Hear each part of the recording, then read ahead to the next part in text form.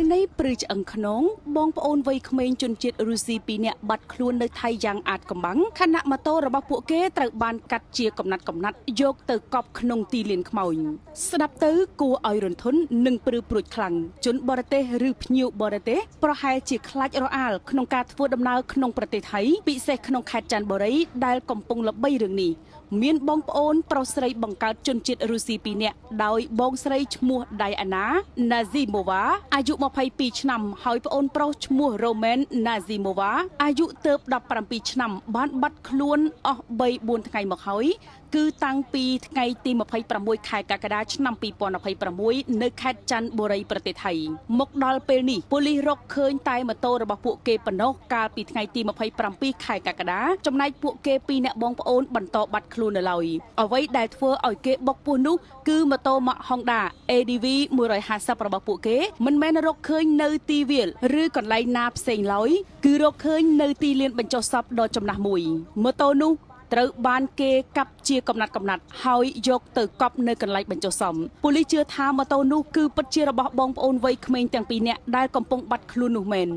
បន្ទាប់ពីរកឃើញម៉ូតូដែលកប់ក្នុងដីក្រុមប៉ូលីសក៏ប្រឹងដើររកមើលនៅទីលានបញ្ចុះសមនិងស្រះទឹកមួយដែលស្ថិតនៅក្បែរនោះដើម្បីស្វែងរកដំរីផ្សេងក្រុមប៉ូលីសកំពុងដាក់ការសង្ស័យលើបរិសុទ្ធជនជាតិថៃ2នាក់ដោយម្នាក់ឈ្មោះថងនិងម្នាក់ទៀតឈ្មោះពុងបរិសុទ្ធទាំង2នាក់នេះគឺជាផ្ទាំងស៊ីបដែលប៉ូលីសត្រូវបានរកដើម្បីសាកសួរពីព្រោះផ្ទះរបស់បរិសុទ្ធឈ្មោះពុងស្ថិតនៅជិតទីលានបញ្ចុះសមនិងនៅជិតទីតាំងដែលបងប្អូនជនជាតិរុស្ស៊ី2នាក់បានបាត់ខ្លួនកាសែត The Nation ចុះផ្សាយនៅថ្ងៃទី30ខែកក្កដានេះថាបងប្អូនបង្កើតទាំង2នាក់បានផ្ញើសារទៅម្ដាយនៅថ្ងៃដែលពួកគេបាត់ខ្លួនក្នុងសារនោះពួកគេប្រាប់ម្ដាយថាដូចជាមានមនុស្សតាមពួកគេពីក្រោយម្ដាយចាប់ផ្ដើមផិតភ័យក្រោយកូនខ្លួនទាំង2នាក់ផ្ញើសារទៅហើយក៏ស្រាប់តែលែងអាចតាក់ទងបានរហូតភ្លាមម្ដាយក៏ប្រញាប់ប្រញាល់តាក់ទងទៅអាជ្ញាធររុស្ស៊ីសូមឲ្យសហការជាមួយអាជ្ញាធរថៃដើម្បីជួយកូនខ្លួនមន្ត្រីតំបន់ថៃម្នាក់អះអាងថាបានឃើញបរិសុទ្ធមួយចំនួន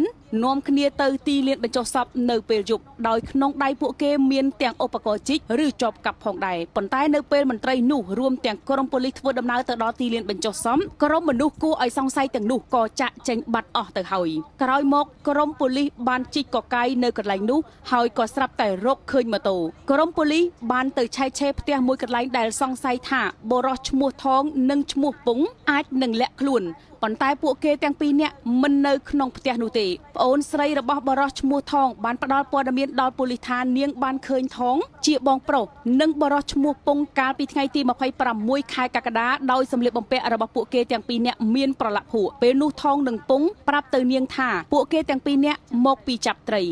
នាងបានរៀបរាប់ពីអ្វីដែលបានឃើញទៅកាន់ប៉ូលីសទៀតថាបរិសុទ្ធឈ្មោះពុងមើលទៅដូចជាមន្ត្រីប៉ូលីសអញ្ចឹងហើយថែមទាំងមានកំភ្លើងទៀតផងបងប្អូនជនជាតិរុស្ស៊ីទាំងពីរនាក់បាត់ខ្លួននៅពេលជិះម៉ូតូទៅដល់ម្ដុំទីលានបញ្ចុះសមដែលជាកន្លែងស្ងាត់តែសមត្ថកិច្ចនៅមិនទាន់ដឹងមូលហេតុនោះទេថាហេតុអ្វីពួកគេជិះម៉ូតូឆ្លងកាត់ឬទៅម្ដុំទីលានបញ្ចុះសពនោះពួកគេជាអ្នកទេសចរធ្វើដំណើរចូលទៅលេងប្រទេសថៃតែ2នាក់បងប្អូនប៉ុណ្ណោះតោះបងប្អូនអរគ្នាចាំថាមុនប្រទេសថៃឡែនហ្នឹងគឺអត់មានសុវត្ថិភាពទេសម្រាប់ជាបរទេសបងប្អូនមិនមែនលេងសើចទេអញ្ចឹងណាព្រោះអីបងប្អូនឃើញនេះដូច2អ្នកបងប្អូនជនជាតិរុស្ស៊ីដែលមកលេងប្រទេសថៃហ្នឹងហើយថៅគិតកោនៅក្នុងប្រទេសថៃហ្នឹងបងប្អូនឃើញណាបានប្រហែលជាស្លាប់បាត់ហើយគ្មានរស់ទេបងប្អូនខ្ញុំនិយាយពេលណាដូចជាអត់រស់ទេបើសិនជាដោយសារយកម៉ូតូយកទៅកប់ចោលកាត់ជា2-3កណាត់ហ្នឹងបងប្អូនអញ្ចឹងហើយថ្ងៃកាត់ហេតុគឺខែថ្ងៃទី26បងប្អូនណានៅខេត្តច័ន្ទបុរីប្រទេសថៃហើយក្មេងស្រី2នាក់បងប្អូនជាជនជាតិរុស្ស៊ីហ្នឹងដូចថាដោយសារតែមានឪពុកម្ដាយគេមិនតាក់ទងទៅខាងទូតគេទៀតណាទូតរុស្ស៊ីមិនពួកហ្នឹងវាធ្វើការអីបងប្អូនណាពួកថៃឡែនហ្នឹងមួយមកវាមិនធ្វើអីទេព័ត៌មានប្រទេសពួកវារឿងអាស្រូវច្រើនណាមិនតែពេលខ្លះវាអត់បញ្ចេញទេវាលាក់តុកណាបងប្អូនណាហើយយើងមើលហើយបាត់ហ្នឹងរយៈពេល5-6ថ្ងៃបងប្អូនយើងមើលទៅថាប្រទេសថៃវាពិតជាមិនមានសុវត្ថិភាពទេសម្រាប់ភ្ញៀវបរទេសសម្រាប់អ្នកដែលថាចង់ទៅលេងគូទៅមើលឲ្យនេះហើយករណីនេះខ្ញុំគិតថាបើរកឃើញក៏ស្លាប់ដែរមិនរស់ទេអានេះប្លន់នឹងស្រួយករណីសម្លាប់ព្រៃរំលោភទៀតមិនស្រួលបងប្អូនណានេះគាត់ខ្ញុំមើលការផ្សាយខ្ញុំគិតថាប្រហែលជាអញ្ចឹងហើយព្រួយដល់ម៉ូតូដាច់ជា3-4កណាត់ហើយកប់ភក់ជាទៀតមិនស្អីទេយកទៅកប់ចោលនៅកន្លែងបញ្ចុះសាកសពបងប្អូនណា ហើយខ្ញុំថាពួកថៃលេននេះសាហាវណាប្រទេសពួកវាណាបងប្អូនណាចឹងសូមស្នើអណ្ដាលថាភ្ញៀវទេសចរណាដែលចង់ទៅលេងប្រទេសថៃលេនគួរតែមើលឲ្យណាដូចជាករណីហ្នឹងណាហើយមានច្រើនករណីចាប់ចម្រិតសម្រាប់មនុស្សប្លន់លួចគ្រប់សពបែបយ៉ាងវាយភ្ញៀវបរទេសគឺគ្រប់សពបែបយ៉ាងជាប្រទេសសម្បូរគ្រឿងញៀនរថពន្ធគ្រឿងញៀនបេសាចាគ្រប់សពបែបយ៉ាងណាចឹងខ្ញុំសូមទទូចឲ្យភ្ញៀវបរទេសផ្សេងៗនេះបើចង់ទៅលេងនេះគួរតែប្រយ័ត្នខ្លួនណាមើលពីអ្នកបងប្អូនខ្ញុំជឿទៅស៊ីនេះណាអានេះជាករណីអាចជាសម្រាប់ប្លន់ហើយមលោបជាសង្ស័យណាបងប្អូនចឹងហើយជាមើលថាសមត្ថកិច្ចគេហ្នឹងធ្វើការបានអត់ណាបងប្អូនណានេះដោយសារមានការអន្តរាគមន៍ពីទូតខាងរុស្ស៊ីទៀតតែម្ដាយនឹងចុងក្រោយបានតបសារជាមួយកូនហ្នឹងបានតំណែងទៅខាងទូតហ្នឹងបានឲ្យខាងពួកអមត្រីវាជួយតារជួយធ្វើការដើម្បីពួកហ្នឹងបិទព័ត៌មានទៀតពួកអាថោទៀបហ្នឹងបងប្អូននិយាយមែនទេចឹងករណីក្នុងប្រទេសពួកថៃឡែនហ្នឹងគឺខ្មៅងឹតវាងនោះខ្មៅច្រើនណាស់បងប្អូនចឹងចឹងសូមអើយអន្តរជាតិសម្រាប់ប្រទេសផ្សេងងាកមកមើលប្រទេសថៃយ៉ាងតាឥឡូវហ្នឹងគឺប្រទេសថៃហ្នឹងឯងជាប្រទេសមិនមានសុវត្ថិភាពទេចឹងសូមភ្ញៀវបរទេសផ្សេងចង់ទៅលេងឯងគួរតែមានការប្រុងប្រយ័ត្នបើអាចទេបើអាចបដូរទីតាំងទៅបដូរជើងយន្តហោះកុំទៅលេងហ្នឹងឯងទៅលេងប្រទេសផ្សេងទៅណាព្រោះมันមានសុវត្ថិភាពទេប៉ូលីសពួកវាមិនត្រូវធ្វើការឲ្យទេលុះត្រាតែមានហេតុការណ៍ធំអីធ្លាយទៅដល់ទូតគេហ្នឹងมันធ្វើការឲ្យចឹងប្រទេសថៃឡែនគឺជាប្រទេសដែលมันមានសុវត្ថិភាពដែលមកមុនគឺมันមានសុវត្ថិភាពទេសម្រាប់អ្នកដែលចង់ទៅលេងប្រទេសថៃហ្នឹងមើលគំរូឲ្យទៅអញ្ចឹងណា